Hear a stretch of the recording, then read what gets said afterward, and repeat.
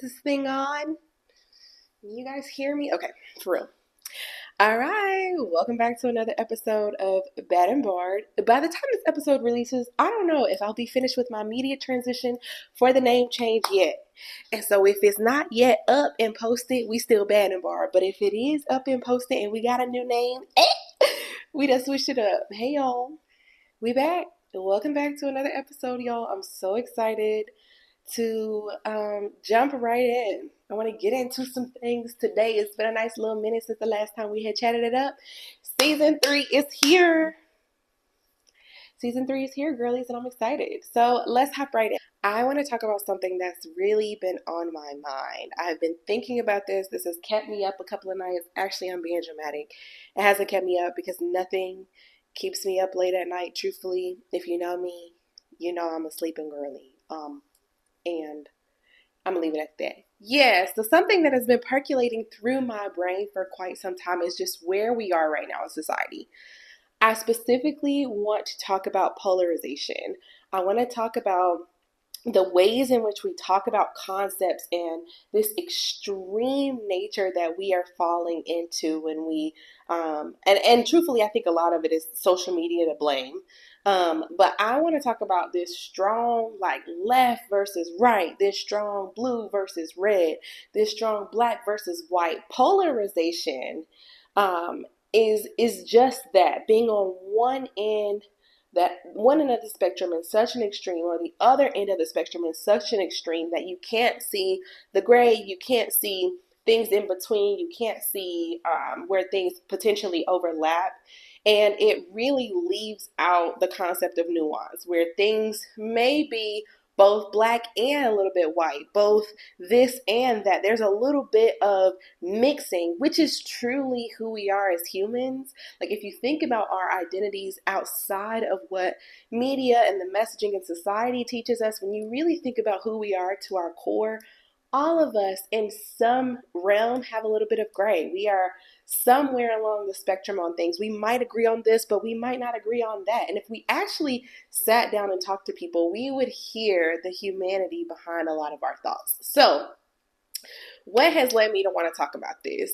Polarization has been on my mind, of course, like as a result of the election in which Kamala Harris lost and Donald Trump became the president of the US. And I've been thinking about the way that we do community and exist and function in community, and looking at online discourse and the way that we talk about concepts and just big picture things that honestly, if you talk to people in person, you would hear them and hear more than a 30-second clip and know what their heart meant or what their humanity was trying to speak at the point. But we have all of these polarizing topics and conversations. And so I'm not just speaking about politics. I'm talking about where we are fully right now in society, that I am concerned and deeply alarmed about when we talk about things in extreme. So I'll give you an example. The other day, I was talking to a loved one, and he's younger than me, and love him down, but I can tell, he done probably ingested a little bit of the red pill content because he was talking about the type of woman that he wants. And we ended up having such a good conversation because he was saying he wants a traditional woman who is not, on her girl power, girl boss thing, but wants to be an actual mom. He was saying like women nowadays don't want to be mothers. People, just want this or just want that. They just want to be a girl boss. And I was like, well, I am indeed a good mix of both. I am both girl boss and deeply loving, nurturing mom. Things can exist along the spectrum, and so we talked about what that looked like and what he actually meant and what he wanted. Because I realized that these messages that he's giving, like these messages that he's receiving as a result of things that he's seen and a result of what's being pushed right now. I have been on this red pill content soapbox for a minute now.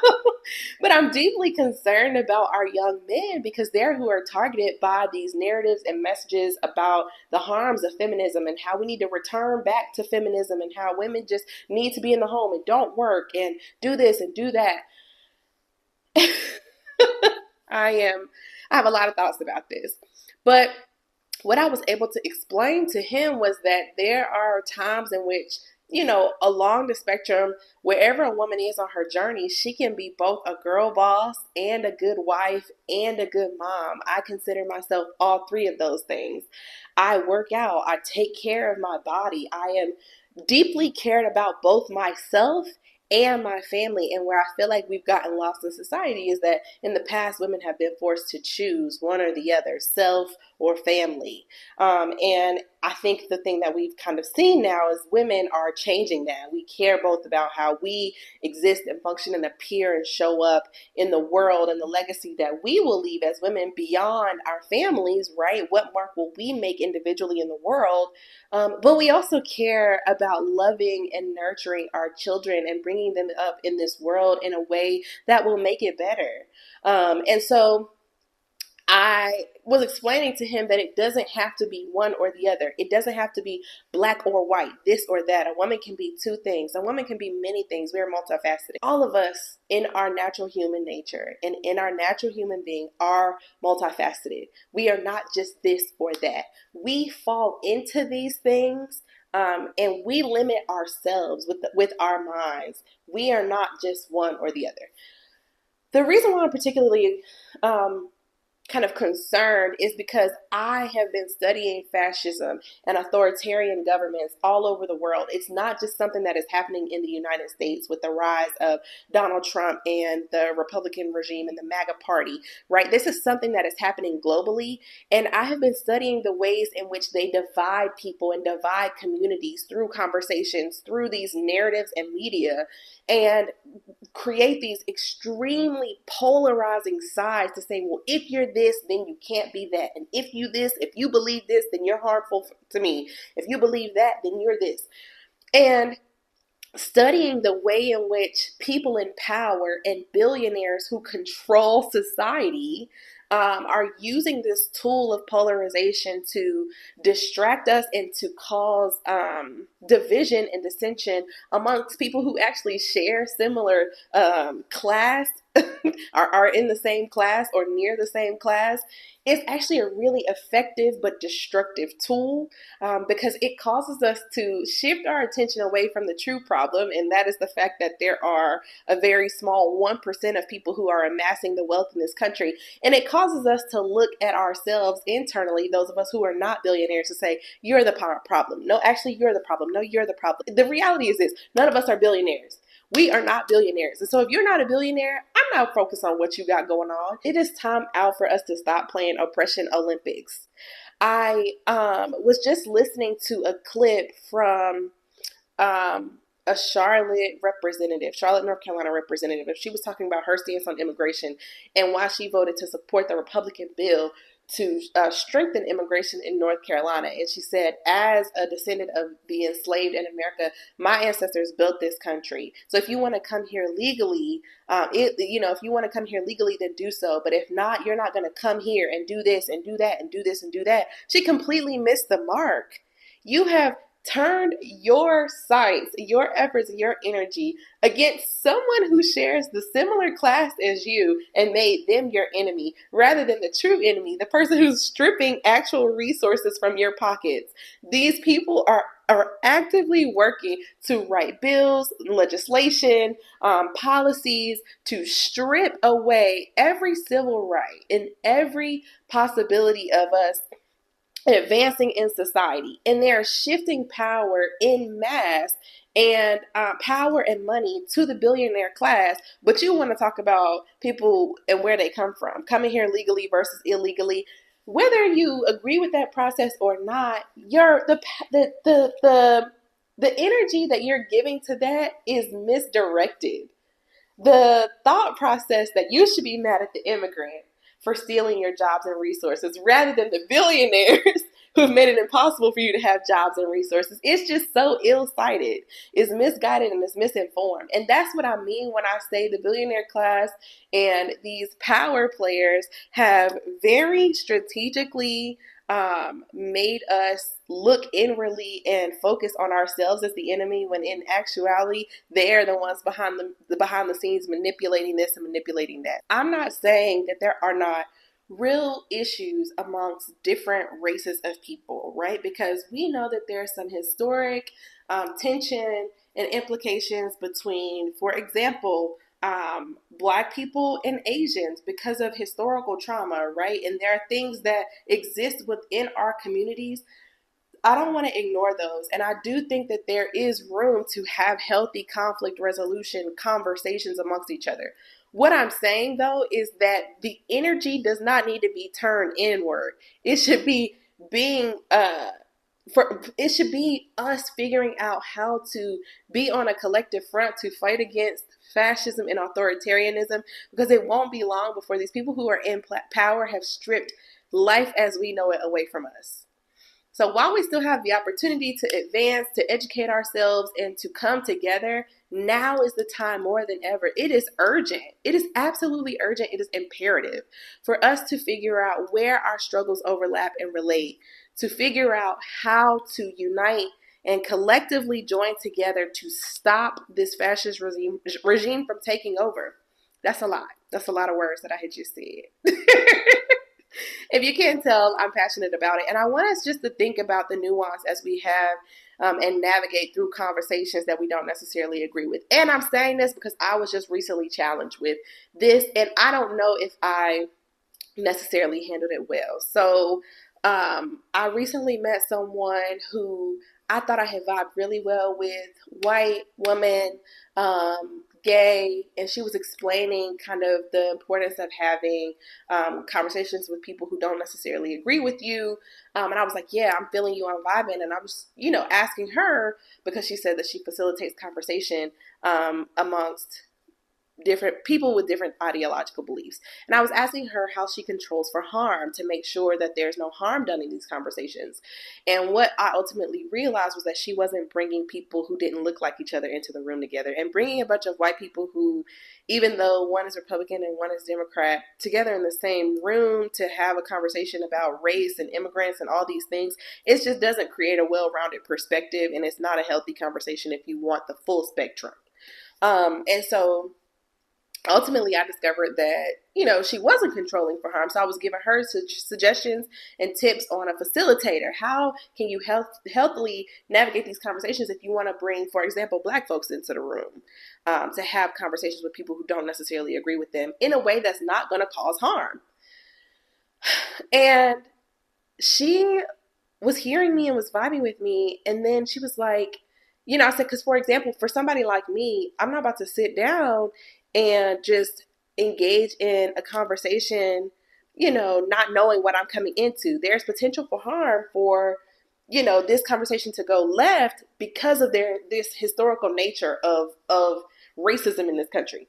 I said, so sitting me down with somebody from the MAGA party, who is not aligned in education and so many things, so at some point we could have a conversation that is not healthy. And so I want to engage in healthy conversations, even though we don't agree.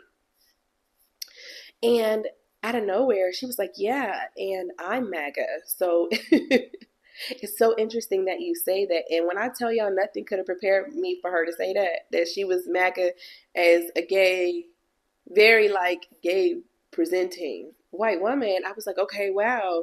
Not to say that I'm surprised that there are gay women in the MAGA party, just all the things that she had said up until that point, about other things. Anywho. And then things kind of went left for me mentally, and because we talked about immigration, and she said, for example, I voted for Trump because, she said, I voted for Donald Trump because of his stance on immigration. The way that he wants to enforce immigration policies in this country is something that I single-handedly care about as my one issue, because I don't think people, particularly Muslims, should be allowed to come into this country, especially not illegally, when they believe that people like me who are gay should be killed, should be thrown off a building. And I slightly pushed back and said, well, do you know that there are people right here in your own country who believe that? There are people right here, people who are a part of the MAGA party who believe that same exact thing. It doesn't take a Muslim coming in from another country to kill gay people. Let's look at the news. Let's be so for real. And so it was a very challenging conversation for me personally. Was it stretching? Absolutely. Did it open my mind and my perspective on how people from that party think? For sure. Um, and I'm still processing the conversation.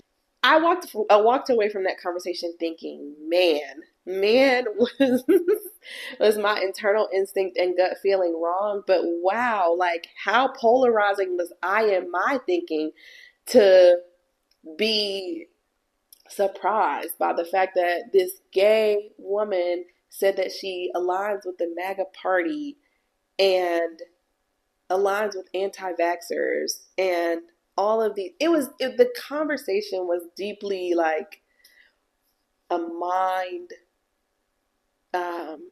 a mental roller coaster. I was trying to figure out how not to cuss because yeah, it was a mental roller coaster for me. And it led me to think for myself, like, wow, you have also, like, you're not exempt. Even though you know all of the knowledge and the information that's in your head, you're not exempt from propaganda and the effects of it. And you need to check yourself. You need to challenge yourself. The reality is, if you identify as one extreme, there's potential for harm, and another extreme, there's a potential for harm. And I struggled with this when my pastor, I'm a Christian, when my pastor first said the reality is the believer is neither a true staunch liberal or a strong Republican. The believer falls somewhere in the middle, along the lines of the political ideological spectrum. The believer, a real believer, falls somewhere slightly along the middle. It may be on certain topics they're more liberal, and on other topics more conservative. And I was like, I don't know. I'm a pretty staunch liberal, but when I thought about it, I'm not. When I thought about it on each topic that I care deeply about, I'm somewhere along the spectrum. I'm not deeply one thing and deeply one other, because there are things that liberals say that I can also challenge. There are things that conservatives say that I can challenge. And so I think having individual thought, individual perspectives, and critical thinking is what is key. I'll stop there because I feel very passionate about this whole topic and I've said more than enough. But I did want to give you guys an update. Today is August 1st, which means it has been officially a little bit over a month since I have launched my own law firm, and I'm super excited about it. I'm excited to be back on the entrepreneurial solo journey. My idea for this is for it to expand and grow. If you know me, you know that this is not my first time down this path. I've been a solo before, but this time I'm doing it with the Lord as my captain and as my helper and my assistant and all the things. Because the last time I let fear overtake me, and several other things contributed to me closing my firm down as a result of COVID-19. But I'm glad to be back on this path, back on this journey. I have so many things planned and I'm so excited. So I hope y'all will follow along for that journey, and stick with me and support me, and send me prayers and encouragement and all the things. And I'll leave it at that. Thank y'all for tuning into another episode of Bad and Barred. Again, it's your girl Ivy B. It's been real.